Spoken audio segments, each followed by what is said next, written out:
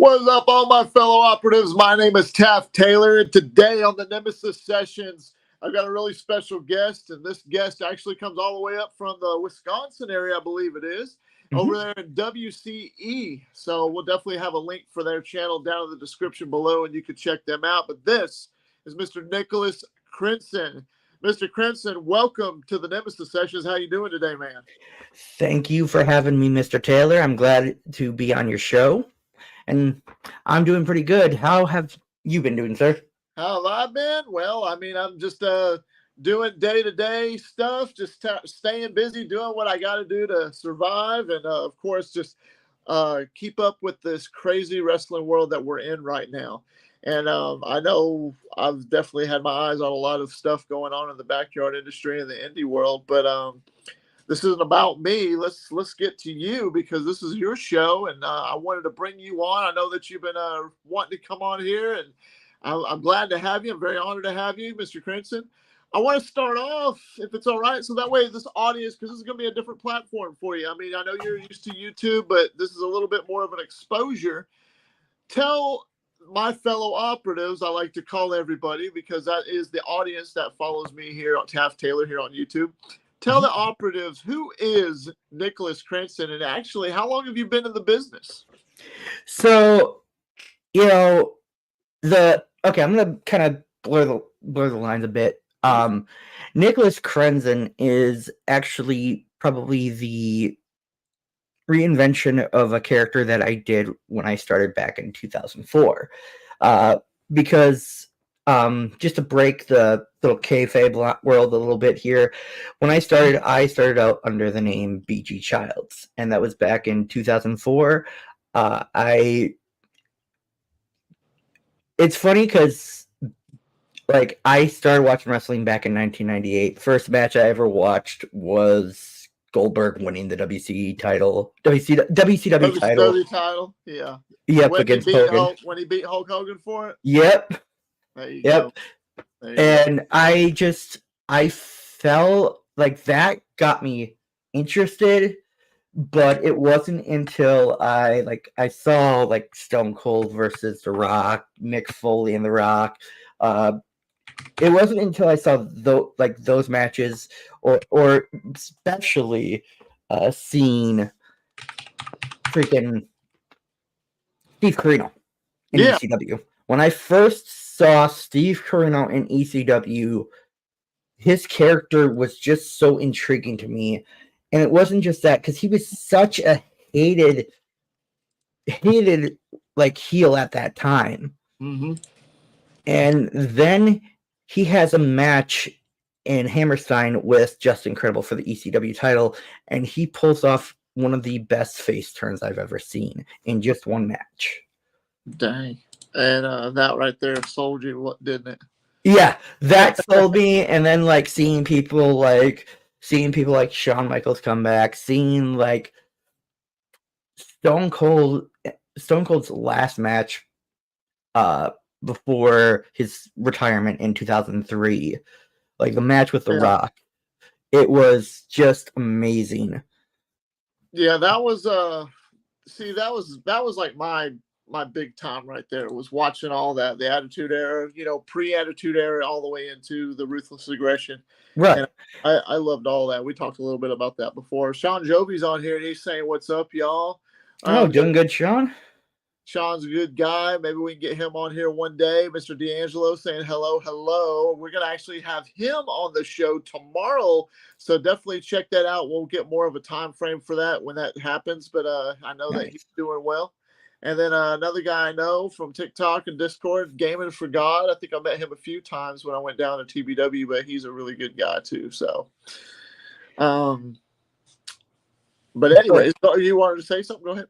Yeah, so I started getting interested in wrestling, and then I learned about backyarding, and I had three friends in high school who all loved wrestling. We'd always talk in middle school and high school, and then my friend Eric, our other friend Eric, mentioned that they were doing a wrestling show at his uncle's place, and in Appleton, and the wonderful thing about that is it wasn't like, when you first think of backyard wrestling, you don't think of a wrestling ring.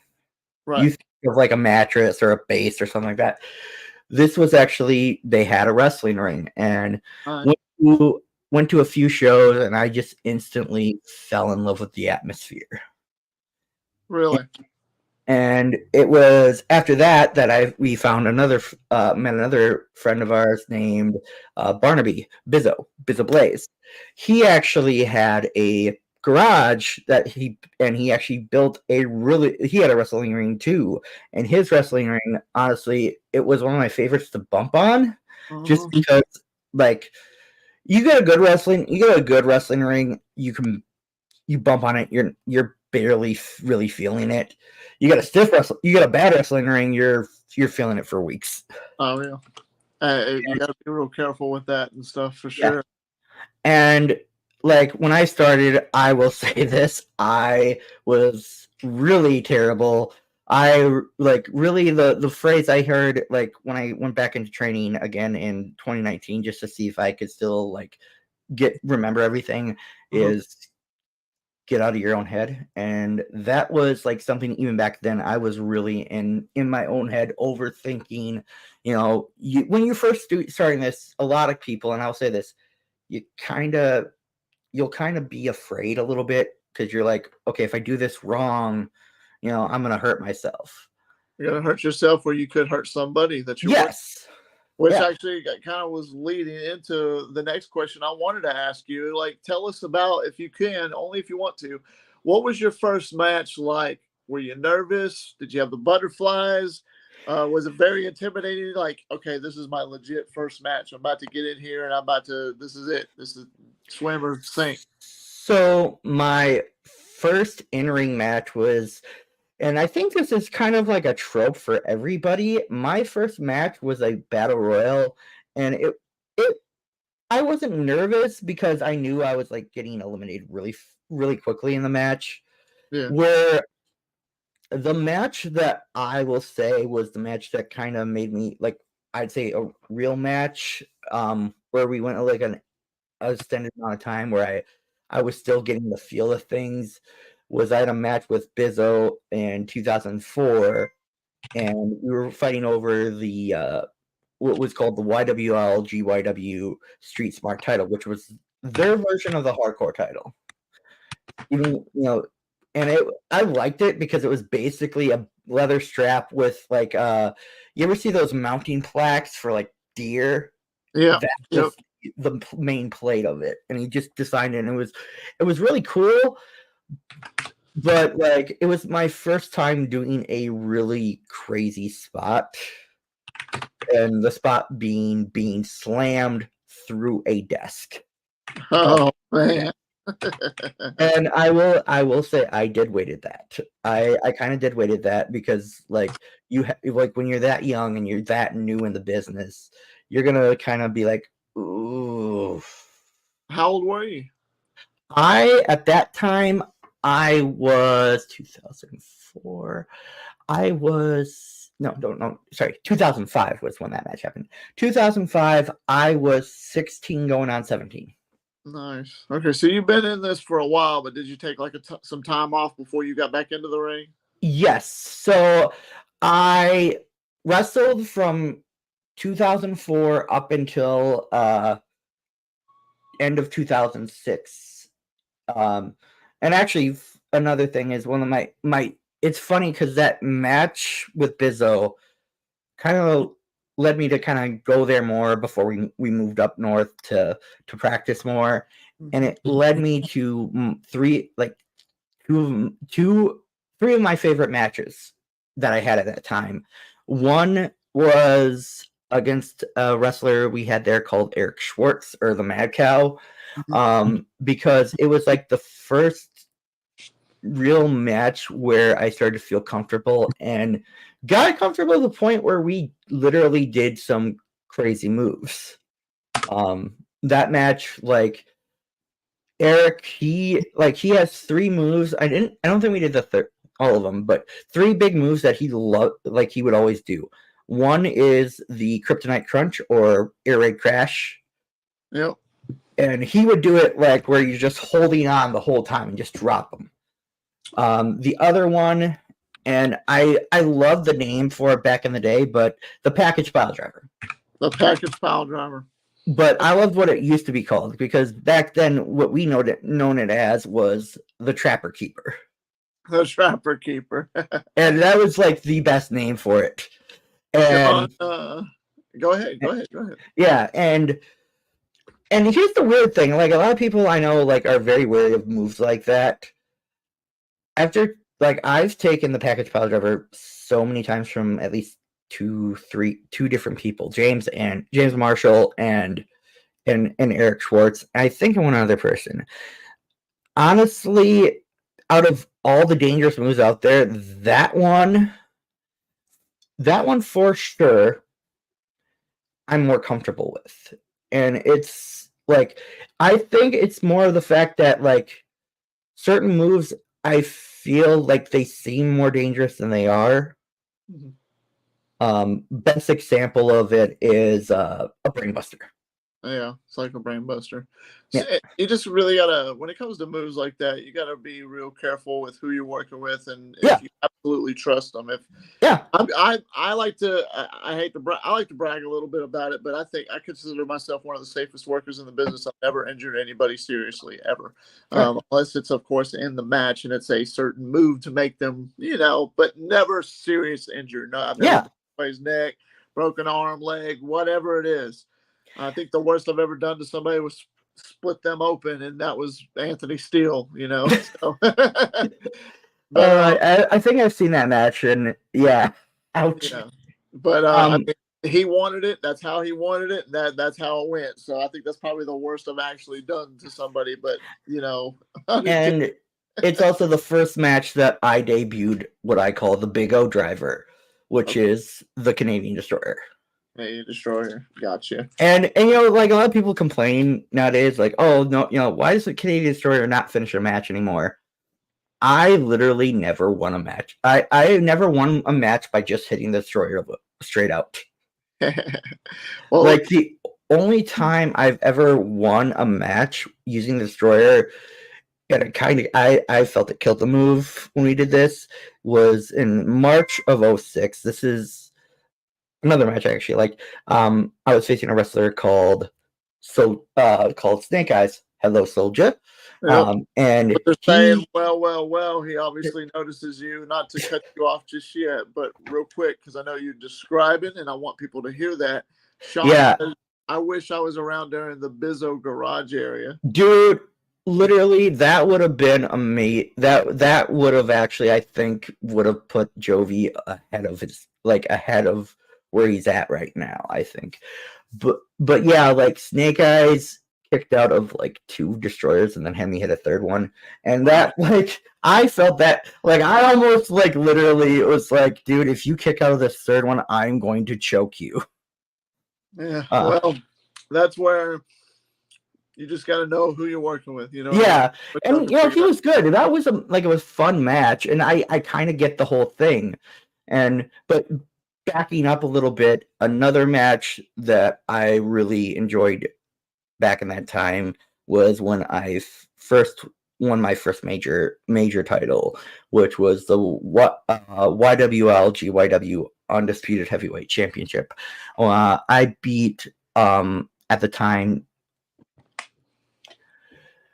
a wrestler that really helped me a lot when it comes to learning everything, and that is Damon Knight, who sadly it's kind of ironic that two of the 4 people I credit for helping me kind of figure out wrestling and everything, he is one of the 2 that sadly are no longer with us.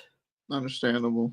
He actually passed away last January of some I remember reading what it was, and I believe it was something it was basically something with his heart basically. Yeah. How old was he? He was about 39. He was in his 40s, I believe. Oh, I'll be 40 next month. So Yeah. amazing. And it was like just a few, I want to say it was almost a few days before the passing of Jay Briscoe. Oh wow. Oh man, Yeah. my condolences for sure. Yeah. Um, I got a question for you, Mr. Creepy Leech, a guy that I know really well. Said, just join the stream. Kindly explain what is WCE and where can it be watched? Thank you. Well, one real quick before he answers, I'm going to have a link down in the description. You can check it out later, Leech. But I've always wanted to know that too. What does WCE stand for, Mr. Crenson? So WCE stands for Wrestling Championship Entertainment. It was founded by five, I would say 6 people. Okay. It was founded by me, Sean Jovi, James Marshall, MJ, or Liz, and Jonathan Pierce. Okay. Like the whole concept was when MJ reached out to me about it was that he just wanted to create something like he wanted to try out backyard wrestling, but also he just wanted to do something that hadn't been done in Wisconsin for a long time. Mm-hmm. Because the backyard wrestling scene in Wisconsin kind of died about 2013, 2014. And when we first started it, the whole like we were just like the whole idea was, and it still is go out there, have fun, and try to put on something entertaining. My whole thing with WCE is I want to try to tell a interesting story. Mr. Craven Rage says, hello, Mr. James Taylor and Nicholas Crenson. Well, hello, Mr. Rage. Hello, Craven. I always like to tell interesting stories, and like the biggest stories that I feel we've had in WCE have involved at least what I call the four main founders. Mm-hmm. Me, or four main like founding wrestlers. Me, Sean Jovi, James Marshall, and as giving the devil to do, Craven Rage. Mm-hmm. Mm-hmm. And originally it was funny because originally we didn't have a championship the first season because our first season was like 4 shows. Yeah, we're just getting into it probably. Yeah. Figure it out. And we actually used Sean's title at the time, which was from his old Fed RCW, and that was like one of the two main stories of the first season was Sean Jovi and Craven Rage, and the other one was me and Catalyst, aka James Marshall. Nice. And when we got to the second season, we introduced both the at the time Wisconsinite title, mm-hmm. which Craven was the one to beat me for his first range. That eventually turns into the All Out Championship, and then we have what a lot of us consider the main title in WCE, which is the Interstate Championship. And like, it's a weird thing because if you notice, like, Craven is the type that he will always try to, bring the focus on him, and that's the way the funny thing with it is, like, a lot of people. I think that's one thing that Craven is really good at, is he's good at poking the bear and getting all the attention on him. That I think a lot of people at some point thought the Wisconsinite or the All Out was the main title, and I don't blame them. But in wrestling logic, your main title is the title that main events the most shows. Yeah, that would be it for sure. And that, if you go by that logic, that is the Interstate. Craven, I will give him credit. He is a great wrestler. He is phenomenal in the ring. But his reign was hurt by one thing, and that is towards the end, his quality of opponents diminished. Yeah, understandable. Leech, just so you know, it is backyard wrestling, so that way you know. There is promo wrestling and 2K wrestling. Are you familiar with any of that, Mr. Crenson? Yes, I'm familiar with 2K wrestling and also promo wrestling. Like when I left in 2006 for I did wrestle on and off for like 2007 and 2009 and 2012. But one thing I put somebody on when I first started on YouTube, the big thing was a lot of people reviewing wrestling shows. Yeah. And one of the people I knew at the time, they had a wrestling group that was basically promo wrestling. Yeah. And it's been around for a while. I didn't really know about it until 2020. So yeah, and the thing is like the reason why I left wrestling when I left in 2006 was back in 2005. We moved from where I'm living right now is basically where I grew up, and that's the Nemesis, Appleton area. Me and my parents moved from there up to the Northwoods area in Wisconsin, which is about an hour and a half away. Yeah. And at the time, I didn't drive, so actually, at the time, I didn't even think I would ever get my license because of medical reasons. But like it just wasn't really feasible to go down that much. And I did have friends I would occasionally get rides from during certain points, and also at that point, end of 2006, I got what I call my first real big injury.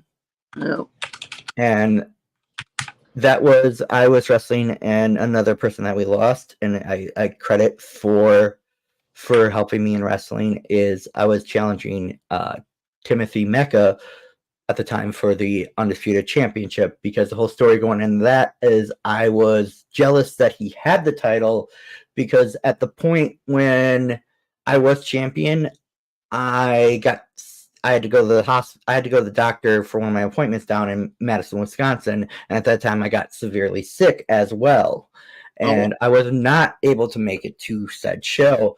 So the whole caveat I had with that was I wasn't there to defend it. I never truly lost the belt. So that's when I did my first really big heel character at the time, and like I was a douchebag. Like I did a perfect douchebag character. I even went as far as and you don't see this too often nowadays, but my thing I did was the show before that show is I stole the championship. You stole it. And I wore it out to the ring, and literally the whole thing was just the whole idea of the match was basically Tim beating the living hell out of me. And really? And like I got a good set of offense in, but at one point in the match, Tim hit me with his release suplex. Really? And it does sound like, and it is as it sounds. It is a vertical suplex where he literally lets go of you. And usually it's fine, but at that point, Bizzo had redone the ring. And that's understandable, and that's fine. And where I got suplexed was on exposed board. Oh yeah. That of course that ain't gonna feel too good. Sean Joby coming in saying Leech, WCE's Backyard Wrestling, their YouTube is that WCE Heat. Yep, and I'll have that link. Parker Teague randomly asking, "Hey James Taylor, I got a kind of a random question, but if a YouTuber's name is PJ Cool Tomasi and my ring name is PJ Cool, should I change it?" Well, I mean, it really depends. What do you mean by, like, do you want to change it, just drop the Tomasi? Or, I mean, it really depends on your gimmick. It depends on what you're doing. If your YouTuber's name is that and your ring name is one, I mean, my YouTube name is Taft Taylor, right? But when I go into the ring, I'm the Nemesis James Taylor. So I think you'd be absolutely fine just keeping it the way that you got it. It really depends on preference. What would you think, Nick? Honestly, I think he's more describing it as like somebody separate from him. Okay. Which yeah, it might I would probably change it, But I also can tell you that like you'll get that a lot in wrestling. That can happen. There's another YouTube that has the name Taff. That's just Taff. That's all it is. Completely different than what I stand for and where I've come from. But I've had my name Taff Taylor since freaking 2001.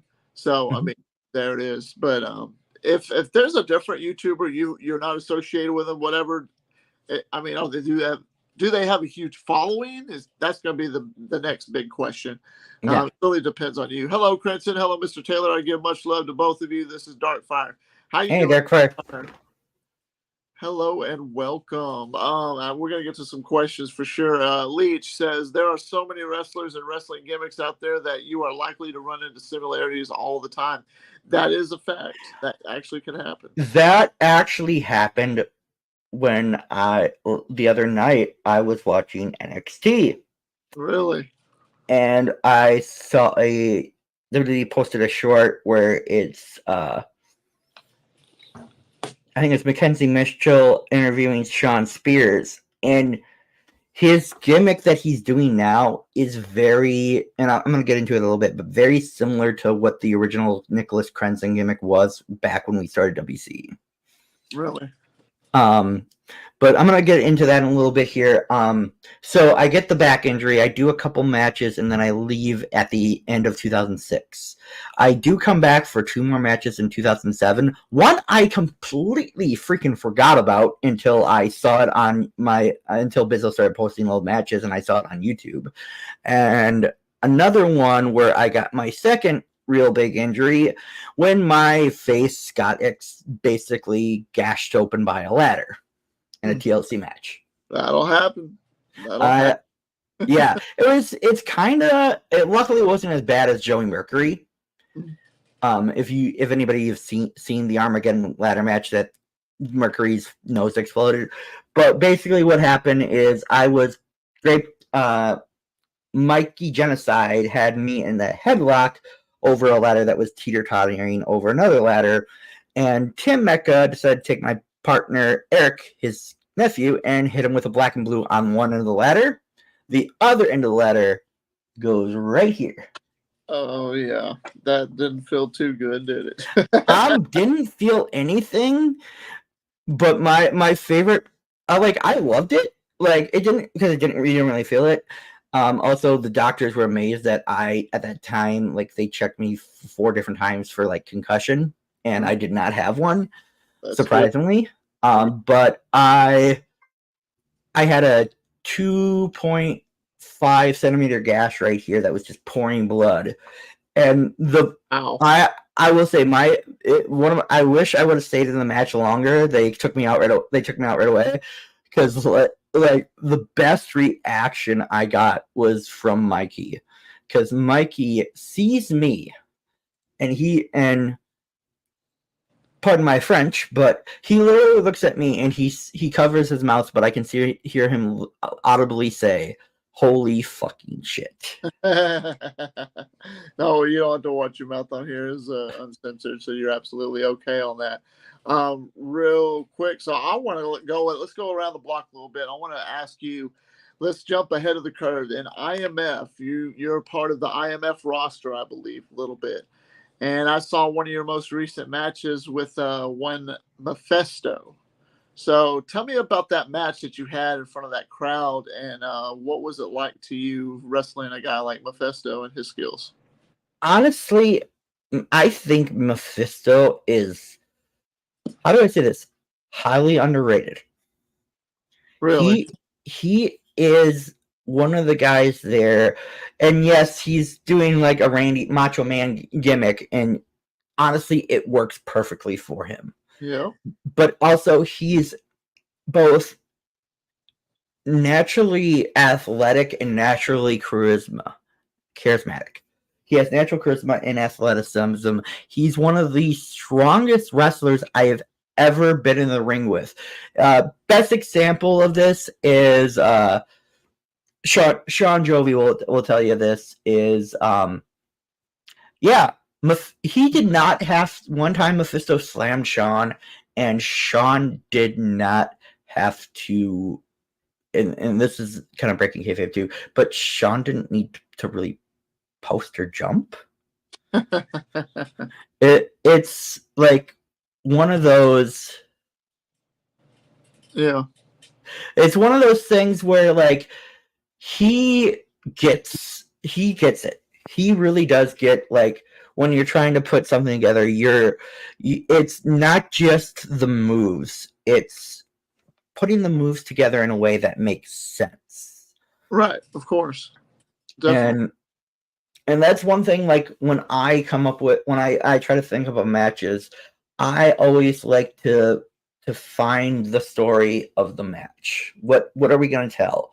How are we going to tell the story? Is it going to be like, the classic ring psychology, Mr. Taylor, like, working over a limb, Mm-hmm. selling, or best example I could ever think of that doesn't involve the normal working over a limb for ring psychology is New Japan, one of the New Japan Wrestle Kingdom matches between Okada and Tanahashi, where the whole story of the match was Tanahashi avoiding the Rainmaker. Yeah. That whole match, that entire match, not one single time in every attempt that he went for it did Okada at all hit the Rainmaker, which that's an example of making a finisher mean more. Yeah. I'm actually 100% on board with that. One of my first matches with Jay Wild and TBW, if you look in that match, I go for the stunner at least 4 different times, and he avoids it all the way to the very end. And when it was only one time I hit my finish, and it's kind of in the wrestling term, it's protecting your finisher. And when you protect a finisher, or that for a certain guy who uses it, it's more like, oh, I'm gonna hit you with that. I want you to kick out. It's not that I don't want that roller coaster ride and that excitement. It's more like I want to protect that style finish from this guy because that's his ultimate finisher. So when I hit the stunner, it's almost always going to be a 1-2-3, just depending on the situation. Yeah, So, and that's the thing is like if you have an ultimate finish like Razor Ramon, I don't think Scott Hall, he never used the Razor's Edge if he wasn't going to win. right. And another example is Randy Orton with the punt. Yep. That is his ultimate punt, it's over. Yeah. So, but also another way to look at it is you're protecting the finish because when you do finally have that person kick out, it's gonna mean so much more. Yeah, that's yeah. You're right on that one. It just depends, on who's going to do that and who you have kick out, depending on the story that you're telling and what's going on. Like for me, the move that I think my most protective move, the one move that I've never ever not won a match with, is my rear naked choke, aka the Wayne Brady special. Every time I've locked it in, I've either gotten a submission or the opponents have passed out. Okay. Well, there you go. So that's plain and simple right there. Looks like Mr. Boogeyman from the Midwest is here, and he's saying, well. So that match with Mephisto, Sean's saying, yeah, he did it before I got the chance to help. It blew his 330 plus pound mind. Yes. Real quick, let me answer this guy. He said, I just looked at his channel. He has 8.53K subscribers, but his last video was a year ago. So I don't know if he's still doing YouTube. Dude, if that's the case and you don't know if he's still doing YouTube and it's been that long since he's been on, dude, I wouldn't even worry about it. I would give 2 shits less. If that's the name that you're used to and that's what your gimmick is, don't worry about somebody else. Mr. Rage has a question for you. He says, question for Mr. Nicholas Crenson. What are your goals for this upcoming season in WCE? Really, I'm just going to focus on having fun. But I think there are a couple titles that I need to kind of go after. And I believe one of them is held by Mr. Rage, and that is the Interstate Openweight Championship. And I have said a few things about that on Jovi's vlog, but I'm going to kind of wait until I get a chance to talk to you, Craven, face to face. in the ring. Elite. Well, there you go. Well, look forward to seeing that. And I'll get to a question about that because I got a question for you about WCE in the upcoming season. But Mr. Leach, switching gears for a moment, give us a status update for PWF. How soon will James and Jillian be available in 2K24? So, in case you don't know, Crenson, you'll hear this on the spot, but it's looking like it's going to be the weekend before WrestleMania that season 5 of Promo Wrestling Federation will officially be on YouTube. So we will start back fresh after Defiance 3, which was a success this past Wednesday that we did. I know it was Tuesday. It was Tuesday that was night 2. Sunday was night 1. So here we are, a little over a week, a little into a week later. And we're on the off season. We're getting everything built up for 2K24, getting all the stuff created, getting it all ready to go. So as far as James and Jillian, just give us until the weekend before WrestleMania, and you'll have them up on the community creations. And that's for anybody else that plays 2K that wants to download my character or download my wife's character.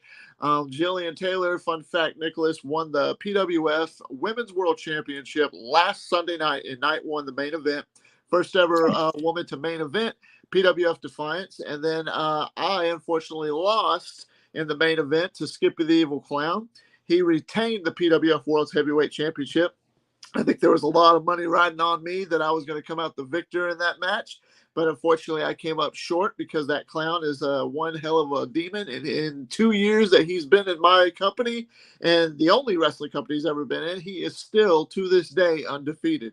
So that's something that's more of a story to tell. We're going to find out more about that in season 5. And I could definitely tell you more about that later on. Leach, I hope that answers your question. Let's see. Sean says, Craven is a chump. He stole my BBC with a contract made from loose leaf paper and pencil. Yeah, I'm not sure. I'm still not sure how that was legally binding. But Craven, actually, I'm gonna kind of pull the rug back here. I will say this, Craven. One of the reasons why you were WCE Wisconsinite or All Out champion for almost 500 and some days was because you are protected. You are coddled. And now you have the Interstate Openweight Championship. Now you're entering into a division that is one of the toughest divisions in. Uh-oh. Question, do you really think you'll have a chance to beat Craven Rage? He said, LOL, who am I kidding? Of course you will. I mean, it's Craven Rage. Thank you, Omen. I give you the credit where the credit's due. You are honestly one of the toughest wrestlers in backyard wrestling and wrestling. And I wouldn't say that kind of comparison there.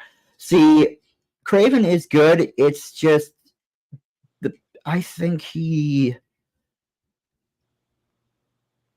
just needs the people who can make him better.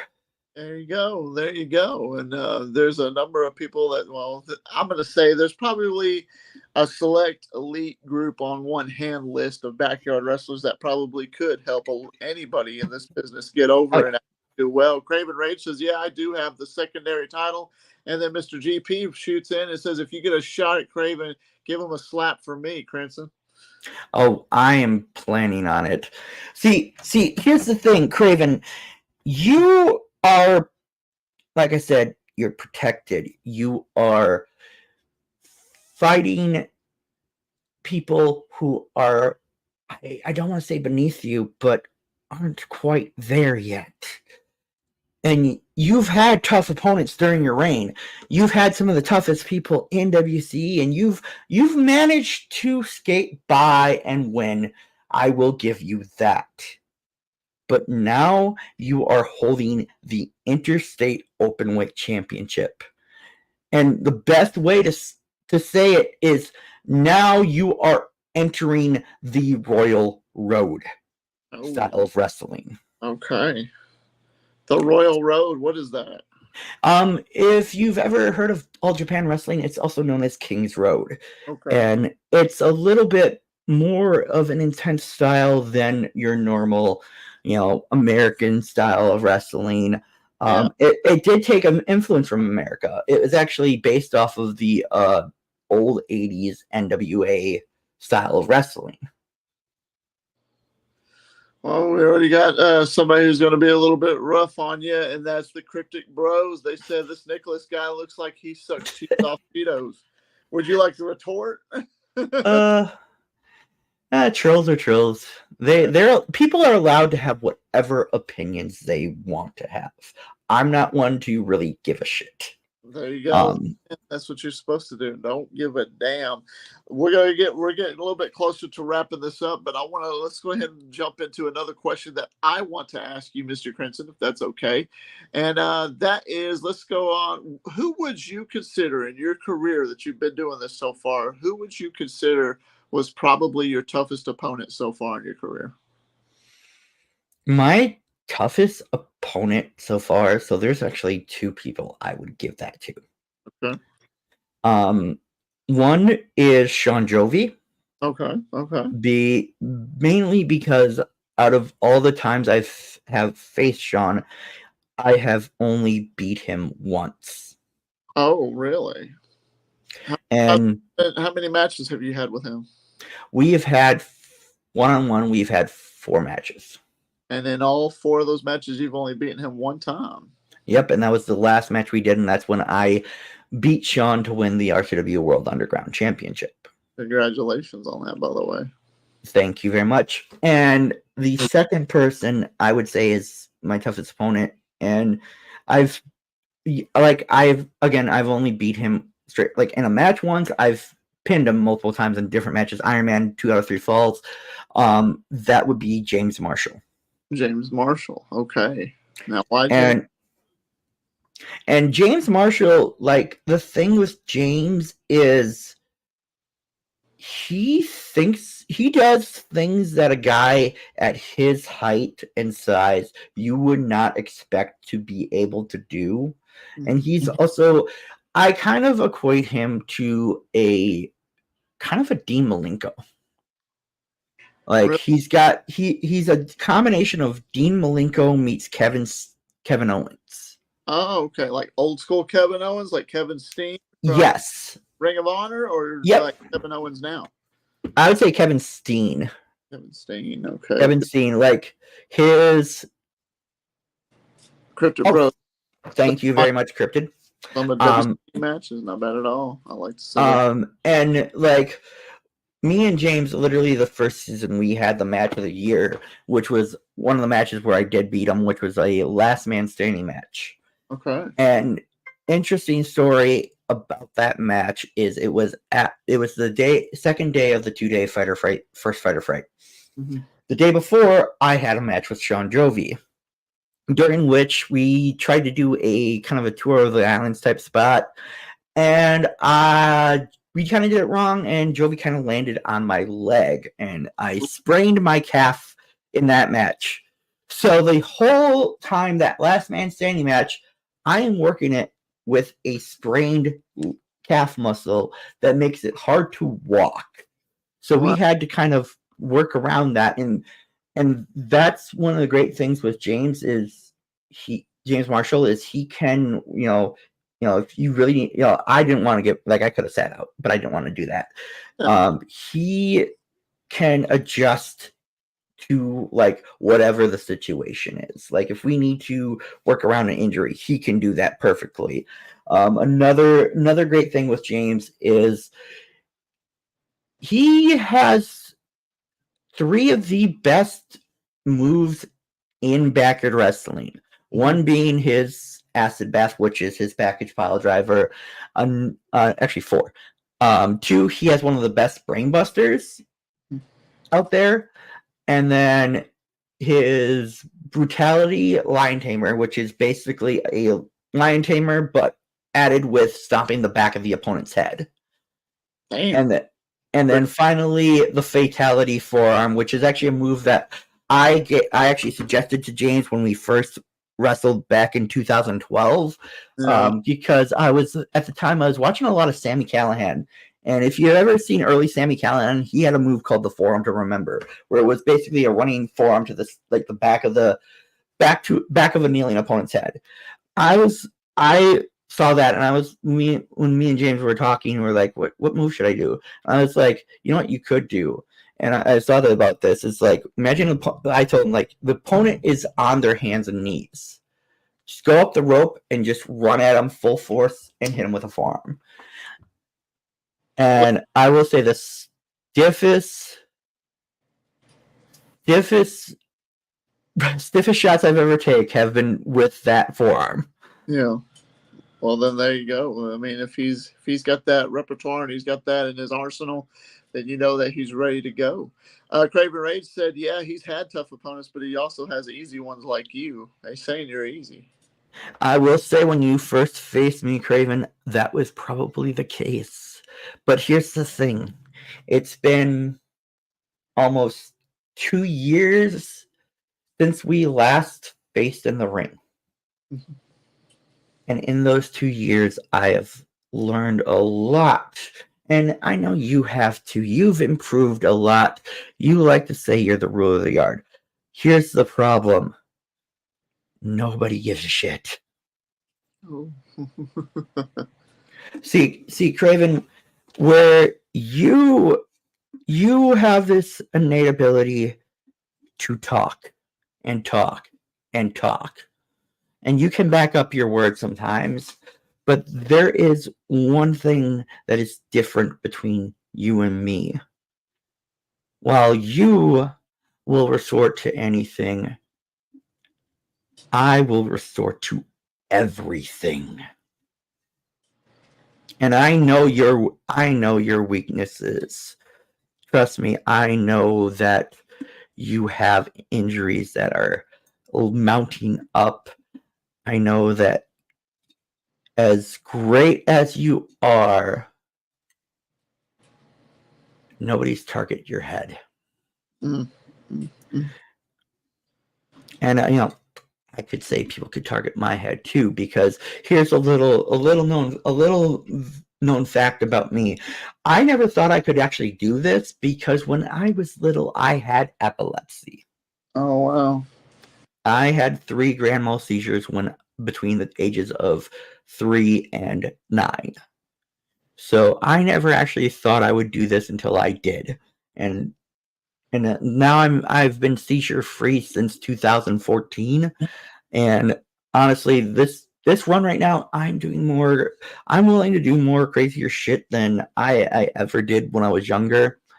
Light tubes, thumbtacks, barbed wire. Thank you, Omen, for that. I enjoyed that. 10 years is a long time to be free of that, and that, congratulations, my hat's off to you on it, man. That's a hell. But the other thing with you, Craven, is you took the easy route to get the interstate championship. That is the easiest win you've ever had in your career. And why is that? Why take the easy route? It's because you realized that you were falling behind. And what I mean by that, Craven, is you were falling behind because you went from being on top of the world with the All Out Championship to tapping out to Kodak Kid in the main event of Fight or Fright 3, Day 2, to losing to Sean Jovi clean, to losing a IMF World Championship 4-way match. Given you weren't pinned, but you still lost, buddy. And then finally, you enter the King of the Center tournament. You beat Joe Stone, and then you lose to Mephisto. Well, you're pointing out the obvious, and that's good. I wanted to point out real quick, one of my Leech saying promo tip, don't say you are protected, say I'm saying protected because it's fucking true. Well, there you go. Well, then, yeah, you're right. You're absolutely right. The only thing, he just wanted to give his feedback, though, but here's a reason why, in case you don't know. So my federation, Promo Wrestling Federation, actually what it stands for is promo. I actually take the promo world and the 2K world, and I put it together, and this is completely out of character, out of if you or anybody is ever interested in learning how to do promos better, and I do promo classes on my Discord channel, and I help guys who can't really wrestle, but they can live vicariously through a character. I've said it a couple of times, and they like to do promos. And even guys who do wrestle, like you, like me, and some other ones, we do promo classes in there, and people just talk shit and have fun learning how to stay consistent with a promo, and it helps you more when you actually are performing and doing ring work too. So if you're interested in that, let me know after the broadcast. Definitely will, and I do get that, but the other reason, and yeah, it might be a little bit of a shoot here, but I will say this is Craven, Mr. CJ Black, Mr. 7 Stars. Craven, the reason why I say that he is protected is because he did some of the most heinous shit during his reign as WCE Wisconsinite / All Out champion that anybody else that would have done it, they would have been stripped and fined and probably fired or suspended. But no, management, Mark Packer, MJ, they all saw that and decided we need to make sure that Craven is still the champion. We're not gonna give Craven any repercussions. Maybe a small monetary fine. Craven, now that you have the interstate title, you are a dead man walking, because you don't have just me to deal with. You don't have a pissed off Sean Jovi to deal with. You have an entire roster of people who have held that championship in higher regard than the All Out championship for a long time. And there is a reason why. It's because there is a certain quality of matches that is produced from the Interstate Championship that you just can't handle. And you will learn that very soon. I know Jovi has his rematch with you coming up when we start up the season, but eventually me and you will step in the ring, and I'm going to hurt you. And I don't care. That's the wonderful thing. I used to be all about helping people, all about doing things to make things better.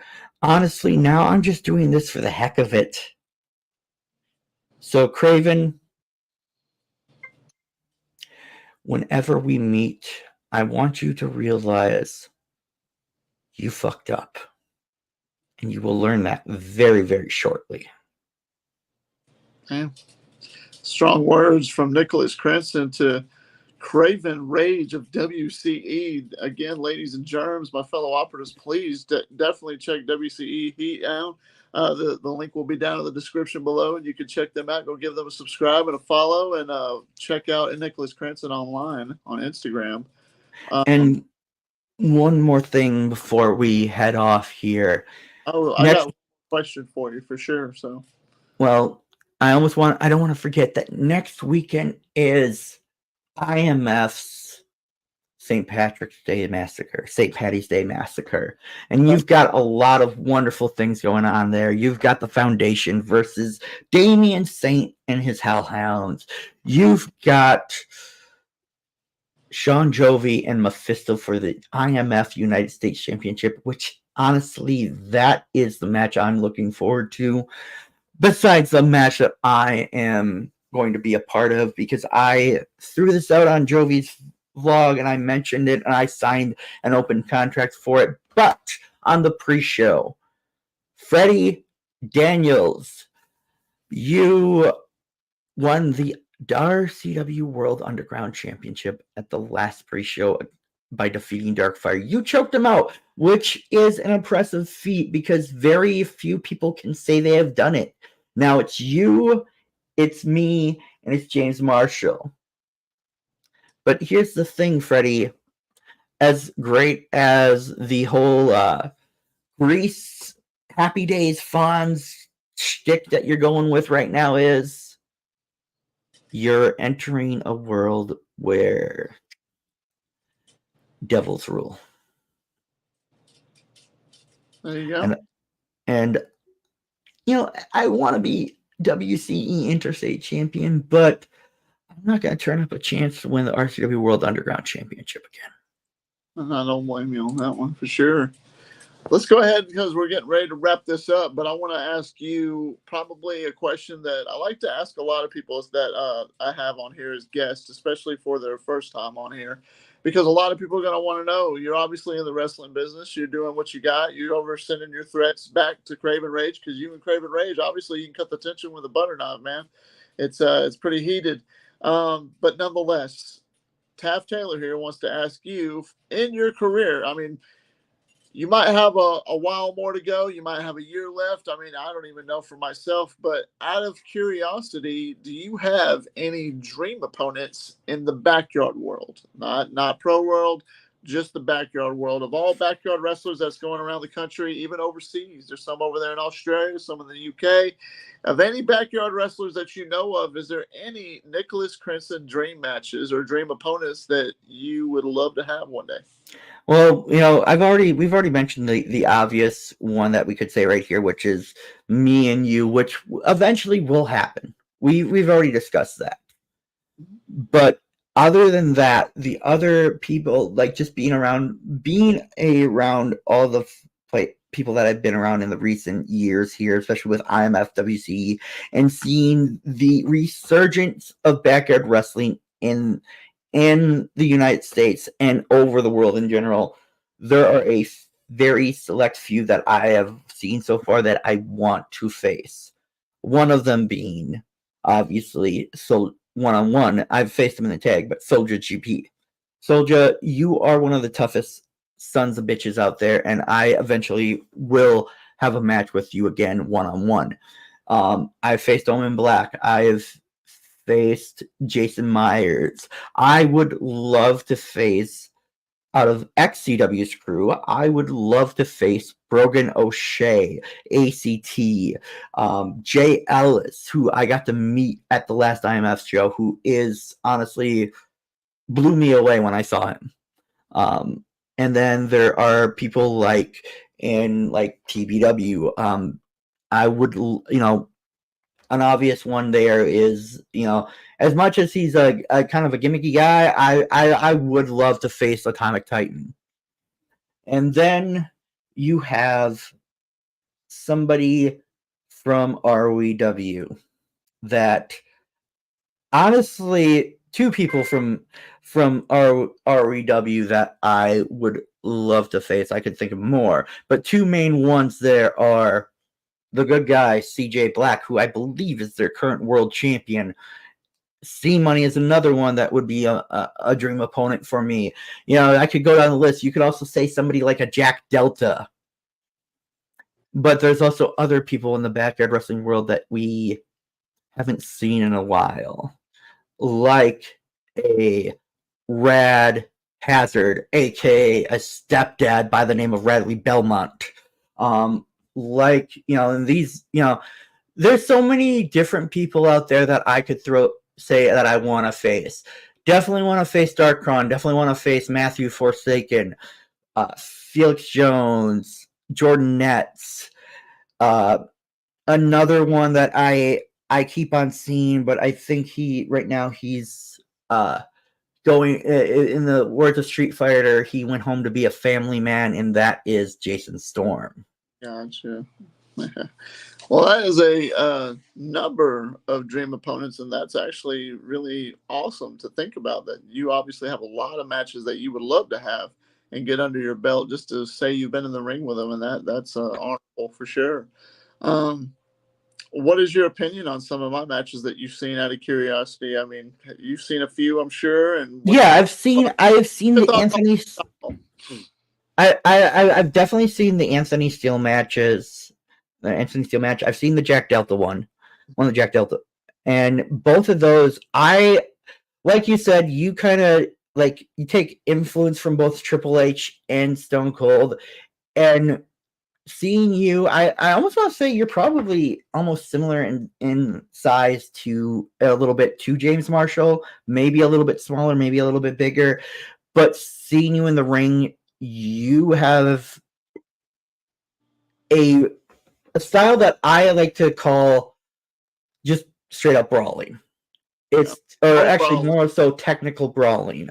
Yeah. Because you like to, I almost want to say you like to wear down your opponents in such a way that when you do go for the stunner, it isn't question whether they're going to kick out.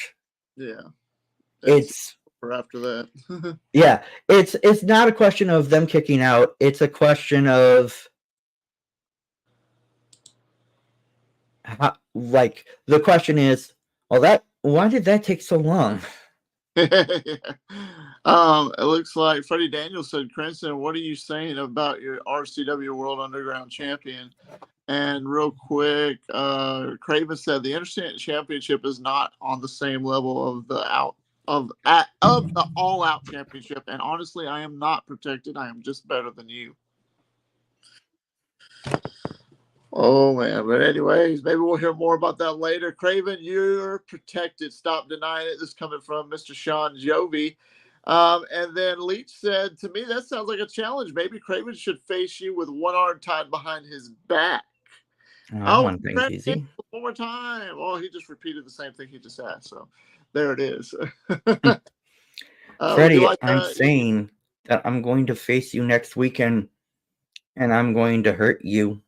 And I'm going to take that RCW World Underground Championship back home with me. He's going to take it back home with him for sure. That I believe, and that's what you need. You need to be. It's what I'm gathering from you, Crenson, is you got this kind of like methodical type, persona, and you're just like you're really cutthroat. You're dry, but not in a bad way. It's like you're just letting him know I'm not letting up. I'm not backing off. I'm going to come at you and I'm going to beat the hell out of you, or type situation. Maybe that's the attitude I'm getting. Maybe I'm wrong. I don't know, but that's the vibe I'm getting from you. I'm gonna kind of steal a quote from one of my favorite actors, one of my favorite people that I've ever seen, Bruce Campbell. He once said in Army of Darkness, he said the phrase, "Good, bad, I'm the guy with the gun." Yeah. Well, then there you go. Amen to that. I'm going to ask you an unpopular opinion. Unpopular, but just, just to be funny, because we're going to liven it up before we end the show. We're about to end it right now, but I'm curious because a lot of people have been asking me, like, James probably got the best stunner in all of backyard wrestling. You've seen in person Soldier GPs. So from what you've seen of mine, you've seen his. Who do you think's got a more of a devastating one? Personal opinion. And it ain't going to hurt my feelings if you don't pick me. Honestly, I've seen both of yours, and and this is going to be, it's not a cop-out, it's really my opinion here, is I kind of think they're both equal. Okay, well then there you go. Stunner versus stunner. Some people are wondering if James Taylor and Soldier GP are gonna really have their match, but beside the point, it ain't about me. Just curiosity, really. I do really appreciate you coming on. I have the guys calling me, and they're ringing in my ear already about the time frame. So, Mr. Crenson, I really did enjoy having you on here today, and I really do appreciate it. I'm gonna give you just another minute or two. I want you to go ahead and plug in anything that you want, say any last words you want to say before we get off the air here. So what do you want to leave everybody with the fellow operatives here on my channel of Taft Taylor? And this is the Nemesis Sessions, and maybe hopefully in the future we can have you back on again. Thank you very much for having me on here, Mr. Taylor. And the things that I'm going to just basically plug right here is go check out WCE on YouTube at WCE Heat. Check out Jovi's vlog because a lot of the WCE stuff bleeds into that as well. If you're in Iowa, in the Cedar Rapids area, go get tickets to IMF St. Patty's Day Massacre, because that show is going to be fantastic. And then finally, one last thing I am going to say here, too, actually. Freddie, next weekend, you get to step in the ring with Nicholas Crenson. You get to step in the ring with a former RCW World Underground champion. And kid, you get to step in the ring with somebody who has ages more experience over you. And that makes you an underdog. Well, But I think you're used to that. he said, Crenson, you are going to do nothing but come to Palo and lose. Honestly, I applaud your confidence, Freddie. But we will see when we step in the ring. And then finally, I threw out the challenge on Jovi's vlog. Craven, I will eventually see you in the ring, but I'm going to throw this challenge out there again. We start off the season of WCE with a rematch from the first show of last season. Me, James Marshall, Darkfire, three-way dance elimination. There you go. Triple threat. Probably one of my favorite matches in all of wrestling. I love a good triple threat match. So that's definitely be something interesting to see. When is the new season going to start? It should start within the next month here. I'd say probably mid-April. Awesome. That sounds really good. Well, Nicholas Crenson, thank you again for coming on to the Nemesis sessions. And ladies and germs, I really do appreciate you stopping by. If you haven't, hit that subscribe button, hit that notification bell, so that way you never miss a podcast, you never miss an episode. We got more details of some new stuff coming up here on the channel really soon. Obviously, all of it wrestling based. And for all your other stuff, if you want to see any more types of podcasts with Nicholas Crenson or anybody from WCE for that matter, go check out Tom Bryce's channel. I'll put a link down in the description below also for them. And follow Nicholas Crenson on Instagram. And Nick, I appreciate you. It was fun. This is Tav Taylor. This is Nicholas Crenson. And until the next episode, we'll see you right down you know where. And that's because there can't be no other way. And then